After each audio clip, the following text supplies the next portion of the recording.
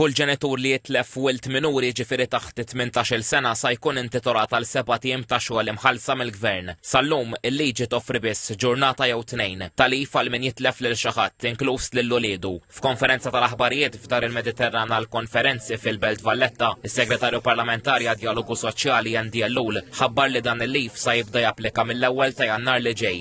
Spjega li jista' jibbenefika minnu kull ġenitur li jgħaddi minn din iċ-ċirkostanza, kemm dawk li jaħdmu full-time, part-time u anka ġenituri li jaħdmu għal rashom. Is-Segretarju Parlamentari Ellul għamilha ċara li l-ebda ammont talif ma jista' jħassar l-uġigħ li jgħaddu minnu dawn il-ġenituri. Qal iżda li b'din l-emenda qed jintbagħat il-messaġġ li fl-aktar mumenti mudlama is-soċjetà qiegħda hemm għal dawn il-ġenituri u tirrifletti gvern li jisma' li jirrikonoxxi l-esperjenzi umani u li jdawwar l-empatija f'azzjoni. Il-ħsieb nibet mill-konsultazzjoni pubblika dwar il-miscarriage leave. Qed nibgħatu sinjal bħala gvern, bħala soċjetà illi min jgħaddi minna għandu ċans li jipproċessa dak li għadda minnu għaliex fl-aħħar mill-aħħar bħala gvern irridu nibqgħu nuru l-empatija u solidarjetà tagħna ma' min l-aktar ikollu bżonn fl-aħħar momenti ta' ħajtu. Intqal li dawk li jaħdmu part-time sa jibbenefikaw minn dan il-lif pro rata filwaqt li dawk il-ġenituri li jaħdmu għal rashom sa jitħallsu bejn wieħed u ieħor id-doppju tal-paga minima nazzjonali. Dan il-lif se japplika wkoll għal kull koppja tal-istess sess. Ġie spjegat li billi din iż-żieda fil-ġranet sa titħallas kollha kemm mill-Gvern mhux se jintefa' l-ebda pis fuq min iħaddem u l-ġenituri mhux se jitilfu mill-lif jew mill-paga tagħhom. Fl-aħħar 10 snin fil-pajjiż kien hemm 30 każ fis-sena fejn ġenituri tilfu wilt taħt l-età.